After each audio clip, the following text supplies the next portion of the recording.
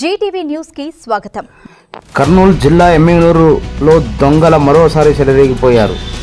SBI bank వెనుక భాగంలో నివాసం ఉంటున్న ఎస్బీఐ అటెండర్ నారాయణ ఇంట్లో చోరీకి పాల్పడ్డారు. ఇంట్లో ఉన్న 50,000 నగదును దొంగలు అపహరించి ఫరారయ్యారు. అంతేకాదు బ్యాంకు ఆవరణ సమీపంలోనే ఈ చోరీ జరగడం స్థానికంగా కలకలం చెలరేగింది. పోలీసులకు సవాళ్లు విసిరినట్లుగా దొంగలు చోరీ పాల్పడినట్లు భద్రతా వ్యవస్థపై ప్రశ్నలు లేవనెత్తుతున్నారు. సమాచారం అందుకున్న పోలీసులు ఘటనా స్థలానికి చేరుకుని ఆధారాలను సేకరిస్తున్నారు. సీసీటీవీ ఫుటేజ్ పరిశీలిస్తూ దొంగల ఆచూకీ కోసం గాలింపు చర్యలు చేపట్టారు. పూర్తి వివరాలు తెలియాల్సి ఉంది. నారాయణ, నేను బ్యాంకు అటెండర్గా పనిచేస్తున్నా. బ్యాంక్ ఆవరణంలోనే క్వార్టర్స్ బ్యాక్ సైడ్ ఉంటున్నాను. నిన్న శనివారం నైటు